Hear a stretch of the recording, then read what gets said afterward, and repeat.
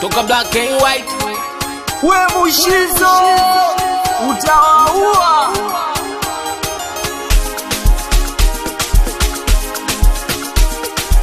Moja ya kitu nikipendacho jamani nicho, kabla sijamiliki nyumba wanangu minaanza nacho. Ukinibia nikipendacho itakuwa so, takupeleka kwa wakala mwanangu nikakutoe roho. Ilicho kiwe kisafi ama kichafu inategemea na matumizi ya watu. Mfano choo cha Kajara unavaje viatu, ukiingia unaweza kama saa matatu. Oya choo cha Wema ukikichunguza kilikuwa kikubwa la sasa hivi kakipunguza. Ukibanwa haja ndogo